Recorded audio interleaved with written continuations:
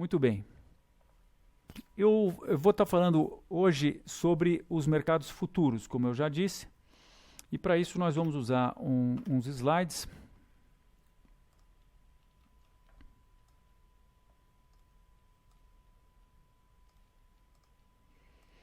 Que eu vou rodar.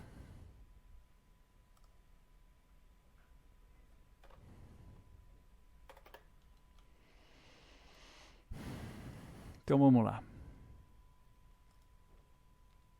Muito bem.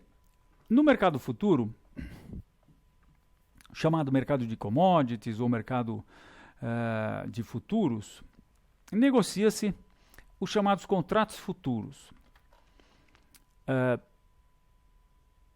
Então, na verdade, são os itens que nós vamos estar falando. Nós vamos estar falando com relação aos contratos futuros e vamos estar falando sobre volume e contratos em aberto. Caixa de liquidação, que é a própria BVMF, e vamos estar falando sobre liquidação por diferença, margem de garantia e ajuste diário. O que se negocia no mercado futuro são os chamados contratos futuros. O contrato futuro é um contrato padronizado no que tange à quantidade da mercadoria, ao prazo de liquidação, de entrega, à especificação, local de entrega, forma de pagamento e etc. Se nós analisarmos, por exemplo, um contrato de café, nós vamos ver que o contrato traz muito detalhada a especificação do café, do tipo de café que pode ser entregue, o tipo de bebida, o formato do grão, entre outras especificações.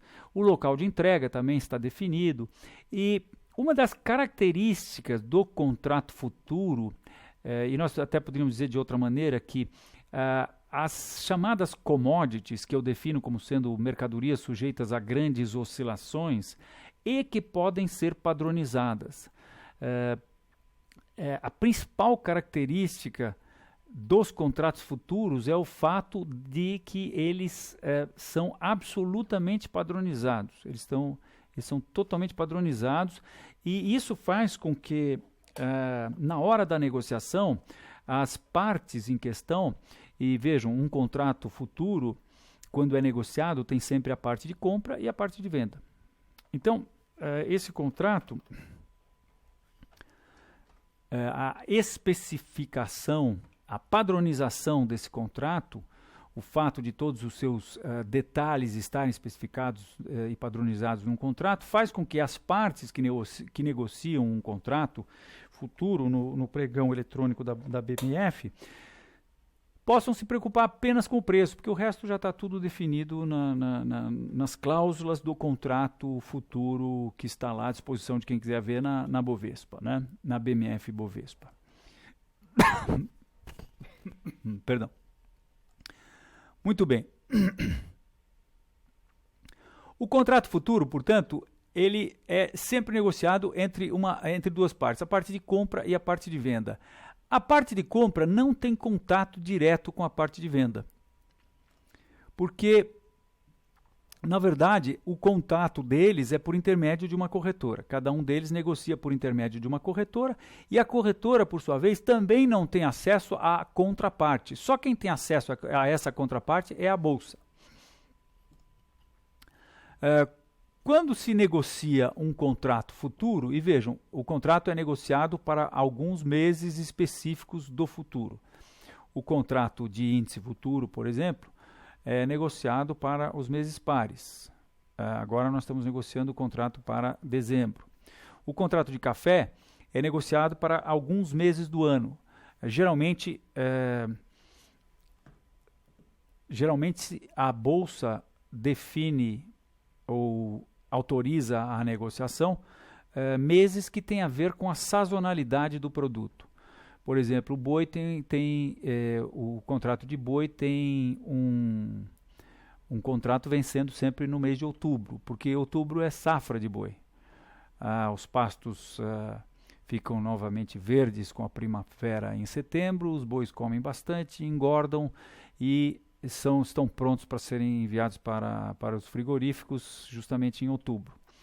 Então esses meses são meses estratégicos que as bolsas põem à liquidação. E alguém podia perguntar, por que não todos os meses futuros? Por que não se negocia as mercadorias e os contratos futuros financeiros para todos os meses? Porque a Bolsa com isso procura preservar a liquidez dos mercados. Quanto menos meses negociados, menor a quantidade de variáveis do contrato de boi, por exemplo, ou do contrato de café, e maior deverá ser a liquidez de cada um desses contratos. Por isso, a Bolsa procura fazer com que os contratos sejam negociados num mínimo de meses possível que atenda às demandas do segmento real da economia, da economia real que negocia de fato com esses produtos, tá? Muito bem, vamos falar das formas de liquidação dos contratos futuros.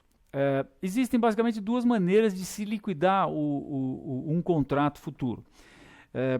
Eu que eventualmente fui no pregão da Bolsa e comprei um contrato de café para entrega em dezembro, posso liquidar meu contrato no vencimento do contrato através da entrega ou do recebimento da mercadoria, né? Digamos que eu seja o comprador de um contrato para dezembro de 2010. Eu posso aguardar dezembro e simplesmente não faço nada e a Bolsa vai nomear alguém para me entregar o objeto do contrato de café, que por acaso são 100 sacas. Eu vou ter que provavelmente ir receber isso em algum dos pontos de entrega, que são, se não me engano, São Paulo, Rio, Santos e acho que algum outro ponto no interior de São Paulo, se não me falha a memória. Eu vou ter que receber em um desses pontos, porque ao vendedor é facultado ele entregar em qualquer um desses pontos de entrega. E pronto, está resolvido o processo. Poderia surgir uma pergunta, mas e se ninguém entregar? Não, se eu comprei um contrato, alguém vendeu, e se eu não liquidar a minha posição por diferença, que é a segunda maneira de liquidar, então vamos ver essa segunda maneira de liquidar, que é a qualquer momento, que é por diferença, como a gente chama, né? Liquidar por diferença, eu que teria comprado um contrato futuro de café para dezembro, eu simplesmente vou à Bolsa e vendo um contrato futuro de café para dezembro. Então é como se eu estivesse entregando para mim mesmo. Mas se eu não liquidar meu contrato por diferença até dezembro, então alguém está vendido, tem uma parte de venda num contrato de café. Se, digamos, quem me vendeu nunca ouviu falar de café físico e não sabe como fazer para comprar o café para me entregar, ele que vendeu vai na Bolsa e vai tentar comprar um contrato para liquidar a posição de venda dele por diferença. E se não tem quem venda, ele vai subindo o preço até que eventualmente alguém vai falar, opa, por esse preço eu vendo um contrato e entrego o café porque está sendo vantajoso para mim, tá? E eu que continuei com a minha posição de compra, acabo então recebendo o contrato. Então, liquida-se a qualquer momento, e liquida-se com o mercado futuro de duas maneiras. No vencimento do contrato, por entrega e recebimento, ou a qualquer momento por diferença, através da negociação do contrato na própria Bolsa, né? No próprio, hoje em dia, pregão eletrônico da Bolsa. Muito bem. Um aspecto muito importante do contrato futuro é que quem garante as negociações a mim, que comprei um contrato futuro de café para dezembro, é a BMF, no nosso caso aqui no Brasil. A BMF Bovespa garante que eu, comprado um contrato para entrega, digamos, em dezembro de 2011, eu hoje posso comprar um contrato de café para receber em dezembro de 2011. É a Bolsa que garante que eu vou receber a mercadoria e que o vendido vai receber o preço que ele combinou. Ocorre, minha gente, que vejam, eu posso ter eventualmente vendido uma posição de café, digamos, aqui em março de um determinado ano, em março de 2008, a 180 dólares por libra-peso, 180 dólares por libra-peso, não, eu acho que isso aqui é 1,80 por libra-peso, não sei exatamente, mas digamos, vamos falar para arredondar, vamos falar 180 independente da medida, tá? Esse é o contrato de Nova York. Então vejam, eu poderia ter vendido a 180 e digamos que isso aqui fosse um contrato aqui no Brasil. E, eventualmente, na época do recebimento, o mercado estava 110. Então, quando eu vendo, basicamente eu falo assim, olha, não quero nem saber, eu estou vendendo a 180, se o mercado cair, eu quero receber meus 180. E o mercado cai. É a bolsa que garante para mim que se eu vendi meses antes a 180, eu vou receber os meus 180 e não os 105 que está valendo na época do recebimento, né? Se eu tivesse, por exemplo, vendido um contrato aqui em março de 2008 em Nova York e fosse receber em março de 2009. Os preços caíram de 180, vejam que absurdo, né? Que volatilidade incrível. Caíram para 105. Então é a bolsa que garante. Analogamente, se alguém comprou um contrato aqui em março para liquidar em junho de 2009, comprou a 140 e em junho está a 160, é a bolsa que garante que ele vai pagar os 140 e não os 160 que está valendo. Tá? Para que a bolsa possa garantir isso, tanto para o comprador quanto para o vendedor, a bolsa estabeleceu o que chama-se ajuste diário. É basicamente o seguinte, minha gente, a bolsa não quer ter um grande problema, ela aceita ter pequenos problemas. Esse é o ponto. E para ter pequenos problemas, o que ela faz é que ela faz com que todas as posições sejam ajustadas pelo fechamento do dia. E ela criou, então, portanto, o que se chama ajuste diário. O ajuste diário é uma situação, é uma política que a gente podia chamar a política dos pequenos prejuízos. De tal maneira que se um determinado cliente tem a posição mostrando prejuízo, ele paga diariamente esse prejuízo. E, por outro lado, se um comprador tiver a posição mostrando prejuízo, o vendedor terá a posição mostrando lucro. Então, analogamente, ele também recebe diariamente esse lucro. E isso é calculado com base na posição de cada parte do mercado em relação ao preço de fechamento. Se uma pessoa carrega uma posição de um dia para o outro, se ele está comprado e se nesse dia os preços subiram, no dia seguinte ele vai receber o equivalente a essa alta do fechamento anterior para o fechamento do dia, multiplicado pela quantidade de contratos que ele tem. Muitas vezes a gente também tem que, para achar os valores no mercado de commodities, a gente tem que lembrar de multiplicar pela quantidade de sacas do contrato, por exemplo. No mercado de café negociam-se 100 sacas. Então, quando você tem uma diferença de $1, $1 vezes 100 sacas, $100. Porque o preço é dado dólares por saca. Se você tem uma diferença de $1, é $1, mas cada contrato tem 100 sacas. É $1 por saca, vezes 100 sacos de cada contrato, e aí vezes a quantidade de contratos. Tá? Então, se você ganhar $1 no mercado de café, numa posição de 10 contratos, você, na verdade, vai estar ganhando $1.000, porque é $1 vezes 100 sacas, vezes 10, dá $1.000. Tá? Então, se você está com uma posição de 10 contratos e os preços de um dia para o outro subiram $1, você vai ganhar $1.000 no dia seguinte, a BMF deposita na conta, tá? Literalmente. Agora, para garantir que as pessoas vão pagar esse ajuste diário, a BMF então criou um outro mecanismo que é o depósito original. O depósito original corresponde a aproximadamente 20% do valor do contrato negociado. Esse 20% está lá em garantia na BMF, você tem que depositar esse valor junto à sua corretora, ou se você estiver operando o contrato de minis, de Bovespa, índice Bovespa, dólar, por exemplo, você tem que depositar na BMF. Primeiro você deposita na sua corretora e depois você tem que depositar na BMF. Você, na verdade, solicita que a sua corretora envie esse valor para a BMF. E aí só então você pode assumir posições de compra e venda. Você vai depositar um valor que cubra a margem dos contratos que você vai negociar, porque a margem do mercado de mini dólar, de mini índice, por exemplo, é em torno de R$2.000, alguma coisa assim. Eu acho que, se não me falha a memória, é por volta do que está. Então, se você vai negociar 5 contratos de mini índice, você tem que mandar R$10.000 pelo menos para a BMF. Isso é um dinheiro que sai da sua conta corrente na corretora e vai para a BMF.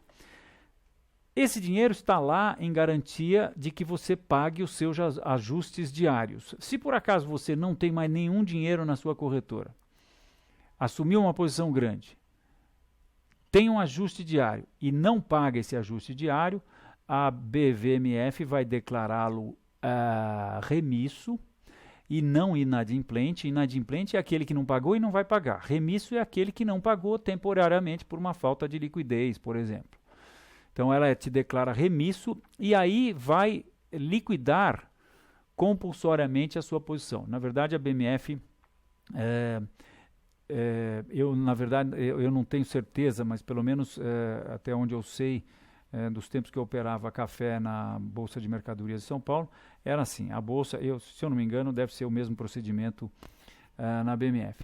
Se um cliente torna-se remisso, então a BVMF vai declará-lo como tal e vai nomear um corretor ou uma corretora para liquidar compulsoriamente, ou de repente ela mesma faz hoje com o pregão eletrônico, mas ela liquida compulsoriamente a posição do cliente. Digamos, entretanto, que esse processo de liquidação incorra em mais prejuízos. Então o cliente deixou de pagar um ajuste diário e aí um outro ajuste diário do outro dia e mais um outro do outro dia. A ideia é que os 20% de margem cubram esse prejuízo que o cliente deixou. Se sobrar dinheiro, a bolsa devolve para a corretora, que vai devolver para o cliente. Se faltar dinheiro, a BVMF vai cobrar da corretora em que o cliente está operando. Se por acaso a corretora não tiver dinheiro, a BMF vai usar o fundo de garantia que a corretora tem perante a BMF. Cada corretora, para operar na BMF, tem que fazer também um depósito de garantia. E se por acaso o fundo de garantia da corretora específica não cobriu o prejuízo, aí então entra-se no fundo da BMF ou no fundo das outras corretoras. Todas as outras corretoras são solidárias eventualmente a esse prejuízo. O sistema da BMF é reconhecido mundialmente como um dos mais seguros. A BMF tem um banco próprio, tem a caixa de liquidação que cuida disso e tem uma situação financeira extremamente sólida, não é? De tal maneira que quando a gente opera um contrato futuro lá, a gente pode ter certeza que o que está se contratando vai ser cumprido, porque quem garante é a própria bolsa. Muito bem. Então, o depósito original é enviado para a BMF através das corretoras, né? O depósito original, vale dizer, pode ser feito em dinheiro ou em títulos. Em dinheiro ou títulos. Muito bem.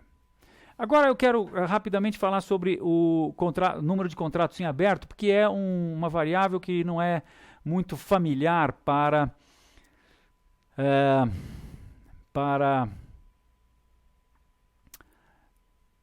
quem está só acostumado a operar commodities. Puxa vida, infelizmente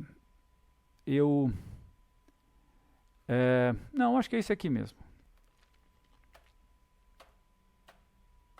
Não, eu tenho um outro slide que estava um pouco melhor do que esse, mas tudo bem, vai dar para a gente entender, até porque eu vou dizer a vocês que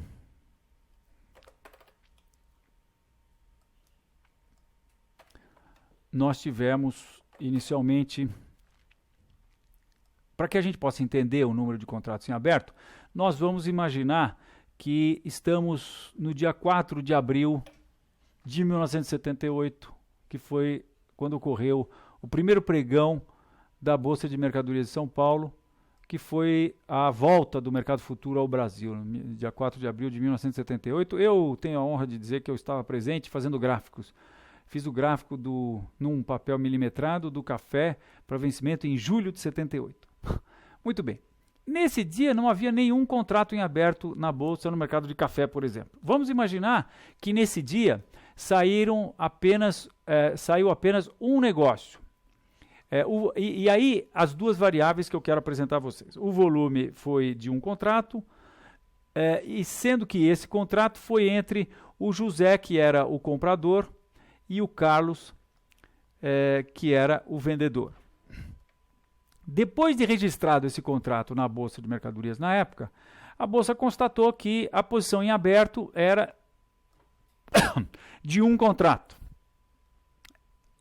em que o comprador era o José e o vendedor era o Carlos. Tá? Então, o que eu vou fazer agora é mostrar para vocês que nós vamos avançando e durante 4 dias a gente vai manter fixo o volume de um contrato diariamente. Em todos os dias nós vamos ter um contrato de volume. E vamos ver o que teria acontecido com o número de contratos em aberto à medida que a gente analisa a natureza das partes que compõem esse contrato futuro. Então, no dia seguinte, que foi no dia 5/4, nós teríamos tido novamente um contrato, só que dessa vez o contrato foi entre João e Maria. O primeiro contrato tinha sido entre José e Carlos. Vejam, João é um novo comprador e Maria era uma nova vendedora, de tal maneira que esse volume do dia, esse contrato negociado no dia, aumentou o número de contratos em aberto, que agora passou a ser 2, com 2 partes de compra, José e João, e 2 partes de venda, Carlos e Maria. Tá? Eu falei 2 partes de compra e não um contrato entre José e Carlos e outro contrato entre João e Maria, porque eventualmente o José não precisa ter necessariamente o vínculo com o Carlos, ele só tem um vínculo de uma posição de compra, como vocês vão ver em seguida. Tá?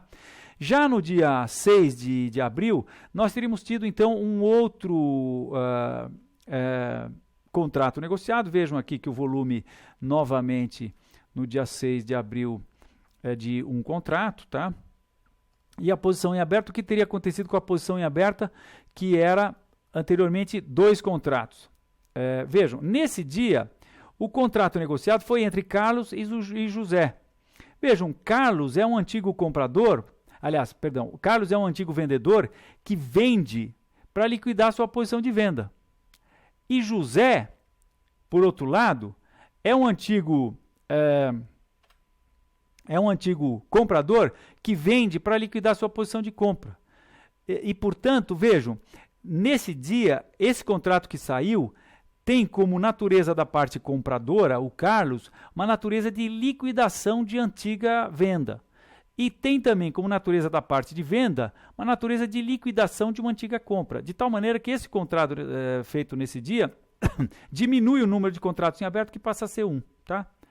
E, finalmente, nós teríamos uma situação em que no dia 7, de novo nós teríamos um contrato, o volume seria um contrato, e a posição que era 1 continua 1, por quê?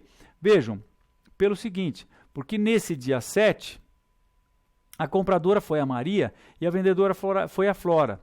A Maria compra para liquidar a sua antiga venda. E a Flora está vendendo uma nova venda. Então, nesse caso, a Maria sai fora e a Flora toma o lugar de Maria. E o número de contratos em aberto continua sendo 1. Entre o João, a parte de compra, que é o João, e a Flora. Muito bem, minha gente. Moral da história.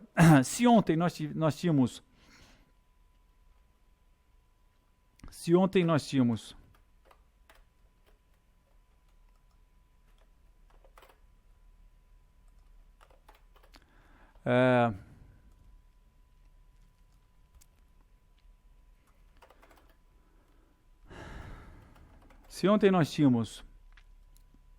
vamos lá,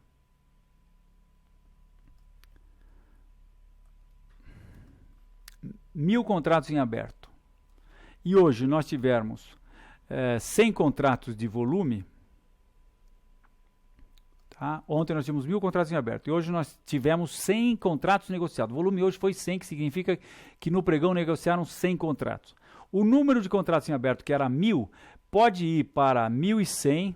Então, ontem tínhamos 1.000, hoje negociaram 100. O número de contratos em aberto pode ir para 1.100, ou pode cair para 900, ou pode ficar em qualquer número dentro dessa faixa, dependendo, minha gente, da natureza de cada uma das partes daqueles 100 contratos que foram negociados hoje. Tá? Se a natureza de ambas as partes for de contratação, se todos os 100 partes de compra estão contratando negócios novos e todos os 100 partes de venda estão contratando negócios novos, então o número de contratos em aberto, que era 1.000, vai subir para 1.100.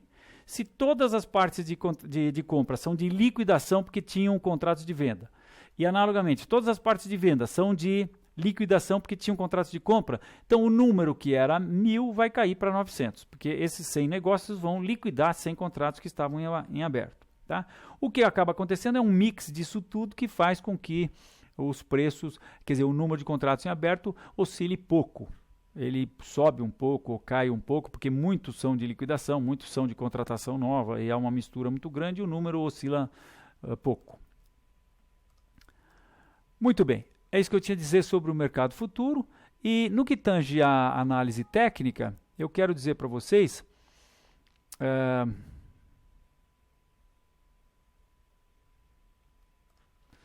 Só um minutinho aqui. Deixa eu salvar essa apresentação aqui.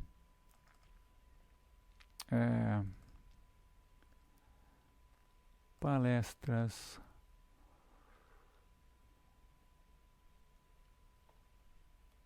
Pronto.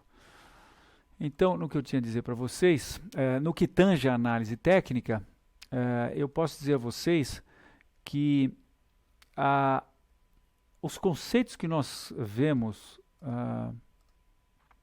e que utilizamos para os mercados de commodity, de ações, se usam perfeitamente no mercado de commodities também. Vamos, por exemplo, ver algumas indicações aqui no mercado de commodities. Eu vou mostrar a vocês o mercado de boi para outubro, que acabou de vencer.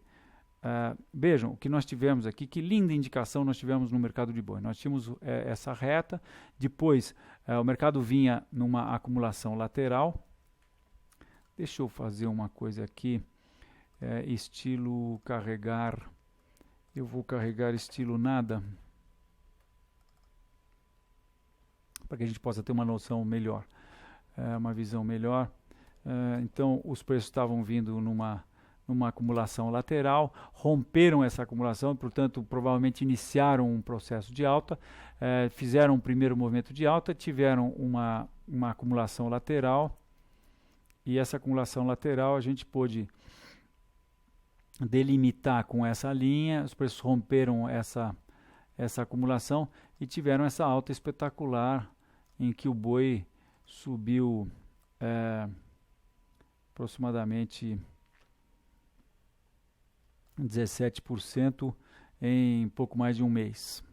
Em nem um mês, não deu nem um mês e o boi subiu tudo isso. Então, o que nós usamos aí em termos de conceitos de análise técnica? Nós estamos usando outro aspecto que nós podíamos ter usado por exemplo, a amplitude dessa primeira perna. Depois que o mercado fez uma acumulação importante e escapou dessa acumulação, nós poderíamos ter projetado a amplitude da primeira perna para cima. E o mercado atingiu isso e foi até bem mais do que isso, né? Mas quando atingiu, vejam que ele teve uma acumulação justamente por volta desse nível, né? Então, todos esses conceitos a gente usa da mesma maneira. Tá? Há algumas especificidades que a gente poderia dizer, por exemplo, o fato de que eu estou aqui mostrando para vocês um contrato de café, melhor dizendo, o gráfico de café. É o gráfico de café aqui no Brasil, e eu estou trazendo esse gráfico desde 1992. São 18 anos de gráfico. Mas o gráfico de café, a rigor, o gráfico do mercado futuro de café, e aqui eu estou mostrando o mercado do dezembro, do café para dezembro. O gráfico de dezembro, de dezembro de 2010, começou a ser cotado pouco antes de dezembro de 2009. E ele normalmente tem a duração de em torno de um ano. Mas como fazer para ter um gráfico de dezembro com todo esse histórico? O que nós fazemos é o que a gente chama de gráfico perpétuo. A gente vai colando um gráfico no outro. Hoje, esse gráfico que vem de um histórico muito grande, ele está sendo referenciado no dezembro de 2010. Mas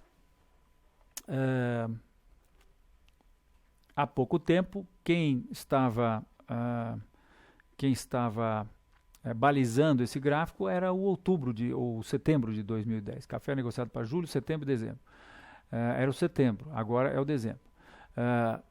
E o que nós fazemos é que, vejam, quando chega o vencimento do outubro, que foi há pouco tempo, ou do setembro, que foi há pouco tempo, então nós temos o gráfico do setembro que está sendo cotado nesse nível e eventualmente temos o gráfico do dezembro que está cotado nesse nível. Então, no dia próximo do vencimento do setembro, que os dois gráficos têm liquidez considerável, bastante liquidez, porque a gente não faz isso quando um dos gráficos, o presente ou o futuro, está com pouca liquidez. A gente espera o gráfico ter liquidez se necessário for.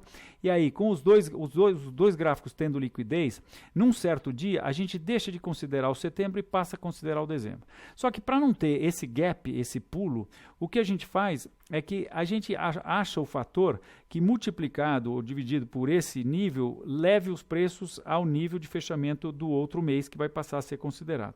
E aí a gente pega o fator que leva esse fechamento aqui e aplica esse fator em toda a série histórica, de maneira que o gráfico todo vai ser levantado, se for o caso, porque às vezes o mês futuro está embaixo. Por exemplo, quando a gente está vendo o boi para maio, se eu não me engano, que é o mês que negocia-se o boi, ou abril, e aí a gente, ou julho, e daí a gente vai ver setembro, outubro. Como outubro é mês da safra, geralmente o outubro está abaixo do julho.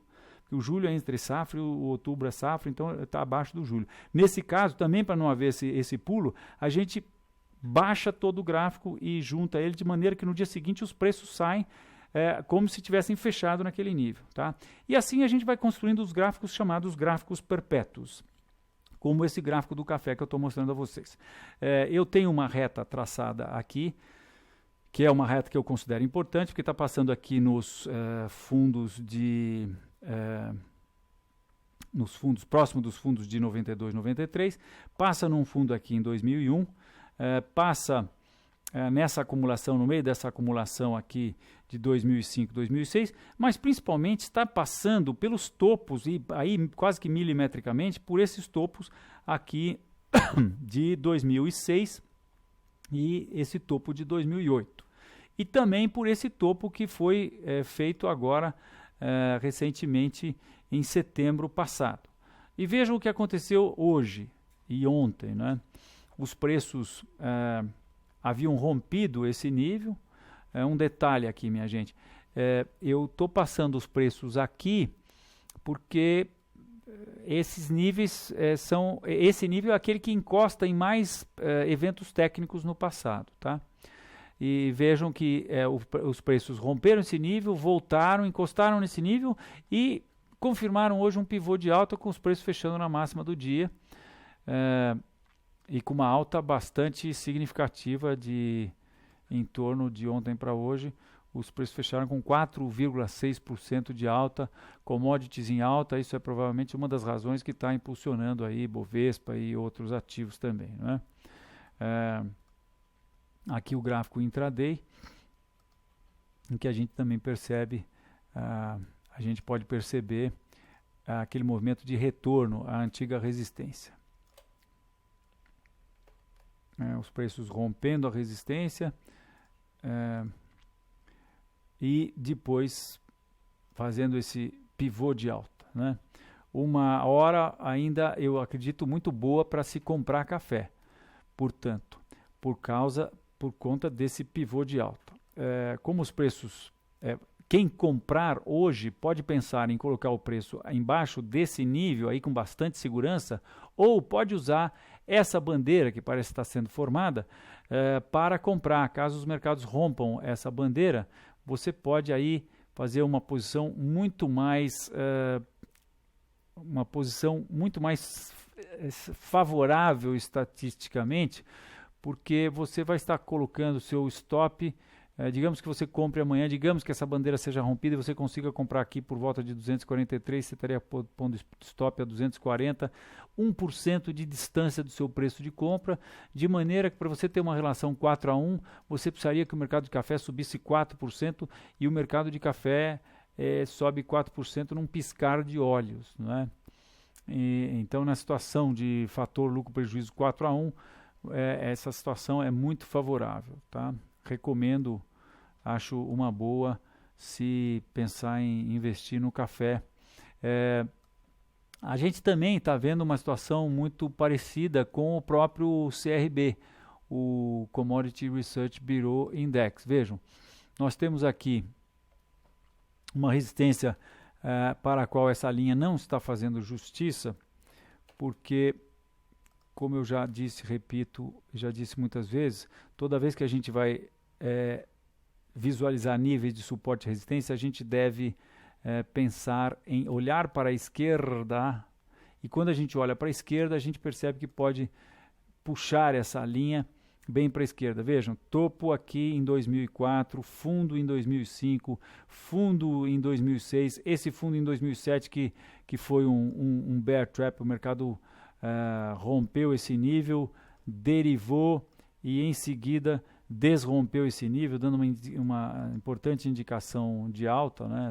Essa indicação foi espetacular, porque vejam que o mercado subiu depois. E esse mesmo nível, quer dizer, esse mesmo nível é o nível, milimetricamente, o nível que o mercado bateu em janeiro desse ano e depois caiu. Nível importante em janeiro desse ano, ele bateu e em menos de um mês ele caiu 12%, posteriormente ele acabou caindo 15,7%, que para commodities é uma enormidade. O que aconteceu? Esse nível de resistência nota 10 foi rompido, o mercado teve um movimento de retorno e voltou a arrancar. Eu confesso que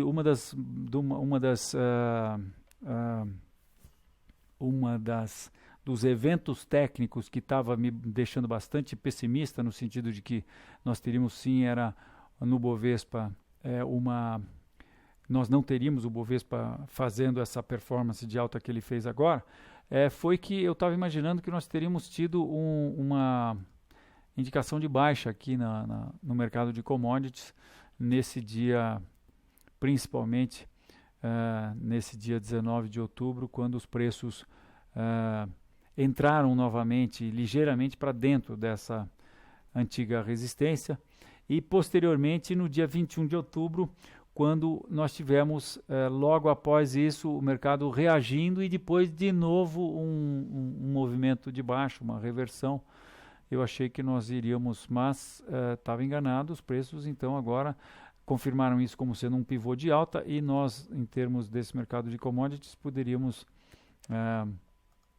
imaginar uma alta igual a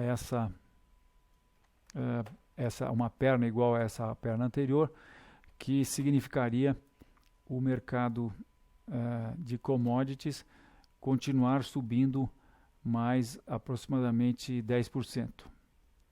Muito bem. Eu quero destacar aqui também o ouro, já falando de commodities, que hoje retomou a tendência de alta. O que quer dizer retomou a tendência de alta? Quer dizer que essa tendência de alta, iniciada aqui nos anos 70, não foi, né? Seria essa tendência de alta aqui, iniciada em 2001, quando os preços estavam próximos de $250, estavam $260. Então essa tendência foi retomada e mais especificamente a tendência que começou em outubro de 2008, no final do subprime, foi retomada hoje porque os preços romperam a antiga resistência a 1.380 e fecharam hoje, estão hoje em níveis em mares nunca dantes navegados, como eu costumo falar. Muito bem, o que isso implica? Isso implica que possivelmente nós vamos ter mais uma perna igual à anterior. Que foi essa perna aqui.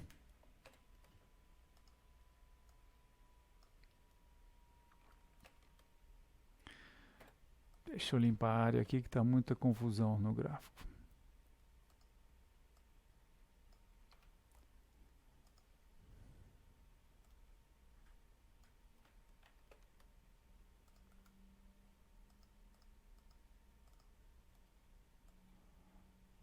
Vejam, nós tivemos uma primeira perna de alta, tivemos uma segunda perna muito parecida com essa primeira, que eu vou adequar aqui agora.